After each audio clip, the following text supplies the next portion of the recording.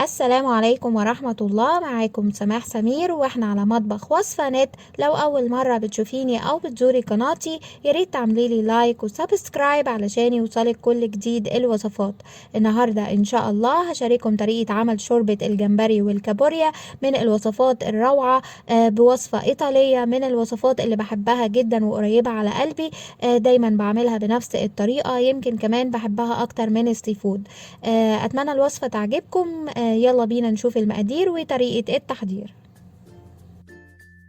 المكونات اللي هنحتاج لها معايا هنا كمية من الكابوريا. طبعا انا نضفتها كويس جدا وشلت الوش بتاعها وشاركتكم على الحلقة السابقة طريقة التنظيف السليمة، لانه مش ممكن ابدا نعملها مقفولة زي ما هو وارد او دارج ما بين الناس. اتكلمنا عن طريقة التنظيف واهمية تنظيف الكابوريا على الحلقة السابقة. لو ما شفتهاش معايا بتظهر لك دلوقتي على علامة الاي في شمال الشاشة فوق، تقدري تشوفيها وتنضفيها علشان طبعا بيفرق في الطعم والريحة والشكل، وغير كده انه اصح وانضف للصحة العامة. زي ما احنا شايفين انا نضفت الكمية اللي هستخدمها، وكمان معايا كمية من الجمبري برضو نضفته، فتحت ظهره كده وشلت السلسلة اللي هي بتبقى على الظهر. وهحتاج ليه جزراية كبيرة تكون متقطعة مكعبات. والمكون اللي بعد كده هو معلقة كبيرة من لسان العصفور مليانة. الحقيقة انه الوصفة الحقيقية عليها مكرونة مش لسان عصفور، ولكن انا استبدلت المكرونة بلسان العصفور لان هم هناك بيستخدموا الوصفة دي كوجبة اساسية او وجبة كاملة. بيضيفوا فيها المكرونة وخلاص على كده. لكن احنا هنا في مصر صراحة بناكل الشوربة دي او بناخد الشوربة دي جنب السمك والرز، وبالتالي انا استبدلته او استبدلت المكون الاساسي اللي هو المكرونة بلسان العصفور. وممكن كمان يعني تستغني عن لسان العصفور والمكرونة خالص في الوصفة وتعملي الشوربة بنفس الطريقة وباقي المكونات. ليه انا بقول لكم كده؟ لانه الشوربة دي طعمها حلو جدا بنفس الوصفة اللي هنشوفها مع بعض ولسان العصفور كده. لكن اذا هتتاكل في نفس اليوم يبقى تمام قوي، لكن لو هتبات او هتقعد منها كمية لتاني يوم هتلاقيها نشت معاكي. فالافضل انه لو هناكلها في نفس اليوم خلاص ماشي ضيفي لسان العصفور، لو مش هناكلها في نفس اليوم وهيتبقى منها لليوم اللي بعد كده يبقى الافضل اننا نستغنى خالص عن مكون لسان العصفور او المكرونه اللي على الوصفه الاساسيه. تمام. انا هنا كده معايا كمان بصلايه متوسطه الحجم مبشوره ناعم، وكمان يعني فص ثوم يكون كبير شويه برضو مبشور ناعم، وشويه توابل هنتعرف عليها واحنا شغالين. وهنعمل ايه؟ هنرفع الحلة على النار بالشكل ده وهنضيف شوية زيت نباتي. طبعا الافضل لو زيت الذرة، بس اذا حابة ممكن تستخدمي اي زيت متوفر عندك في المطبخ وبتستخدميه. شوية زيت بسيط كده وهنزل عليهم بالبصل والثوم. هقلب كل الكلام ده، مش هسيبه ياخد لون ولا اي حاجة، مجرد التقليبة جوه الزيت بالشكل ده. وبعد كده هنزل بكمية الجزر ولسان العصفور.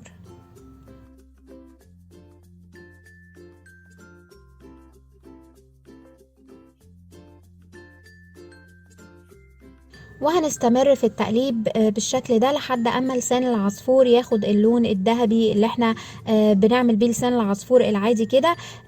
بس لو هتستخدمي المكرونة هم بيستخدموها جوه الوصفة مسلوقة، يعني بمجرد ما انت هتنزليها خلاص ما تشوحيش فيها ولا اي حاجة، مش هتاخد لون. بس بنضيف باقي المكونات زي ما هنشوفها مع بعض، يعني بتبقى عبارة عن مكرونة مسلوقة جوه الشوربة. تمام. لكن انا هنا زي ما احنا شايفين الافضل ان احنا هنستخدم لسان العصفور، فيبقى الافضل ان احنا نديله لون عادي خالص كأننا بنعمل شوربة لسان العصفور العادية.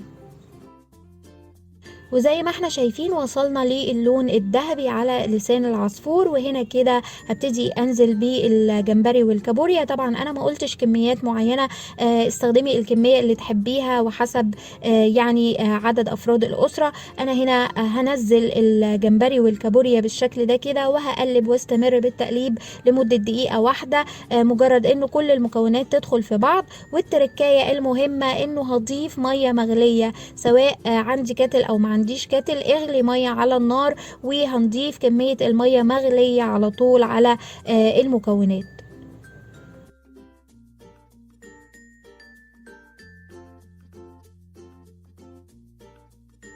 وطبعا بالنسبة للمية بتبقى مغطية المكونات بالشكل اللي احنا شايفينه، خليها تغمر الكمية اللي انت عملتيها بالشكل ده. وهنا كده هنديها تقليبة بسيطة ونضيف التوابل. بالنسبة للتوابل اللي هنستخدمها، في هنا بابريكا، رشة جوز الطيب ناعمة، وكركم، توم باودر، بصل باودر، وفلفل اسود، زنجبيل مطحون ناعم، وحبهان مطحون برضو ناعم. انا باخد الحبوب السوداء اللي بتبقى جوه حبوب الحبهان وبطحنها بالشكل ده. تمام، ما بستخدمش الفصوص زي ما هي، لكن باخد اللي جوه الفصوص وبطحنها. طبعا، والملح حسب الرغبة وحسب الكمية اللي بتعمليها. واخر مكون هو مش موجود على الوصفة الحقيقية، ولكن انا بحب الحقيقة ان انا اضيفه لانه بحب نكهته على الاكل، وهو مكعب المرقة. فهضيف مكعب مرقة فاين فوز بالشكل ده كده. ودي كل التوابل اللي هستخدمها. على الوصفة الحقيقية البنت كانت ضايفة روز ميري، بس انا الحقيقة لما جربت الوصفة لأول مرة ما عجبتنيش، او انا ما حبيتش طعم الروز ميري على الشوربة. لو بتحبيه ممكن تضيفيه، لكن انا الحقيقة مش هستخدم روز ميري خالص. زي ما احنا شايفين، هي دي يعني التوابل اللي هستخدمها جوه الوصفة واللي بعملها على طول. هنا كده خلاص بقى هقلب كل الكلام ده كويس، وهغطي المزيج ده وهغطي المكونات دي لمدة 5 دقايق مش اكتر. 5 دقايق وبتبقى جاهزة معايا. بمجرد الغليان لمدة 5 دقايق بتبقى المكونات دي يعني استوت وجاهزة معايا على التقديم. وطبعا إذا استخدمتي مكرونة الوقت هيزيد شوية، ممكن تسيبيها 10 دقايق علشان المكرونة تبقى استوت.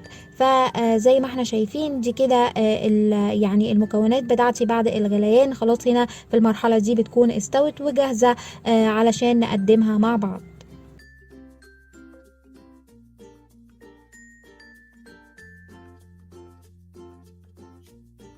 وهنا على طبق التقديم زي ما احنا شايفين شكلها ولا اروع، شكلها حلو جدا غير ريحتها الشهية اللي مالية المكان. طبعا مفيش اي ريحة زفارة. عملناها بانضف طريقة لاننا نظفنا الكابوريا بالطريقة اللي شاركتها معاكم على الفيديو السابق. من الوصفات الشهية جدا. قدمت لكم الوصفة الايطالية بتركات مصرية، اتمنى تكون عجبتكم. صحة وهنا على كل اللي هيجرب الوصفة، ولو عجبتكم ما تنسوش تعملوا لي لايك وشير وسبسكرايب. اشوفكم على خير، والسلام عليكم ورحمة الله وبركاته.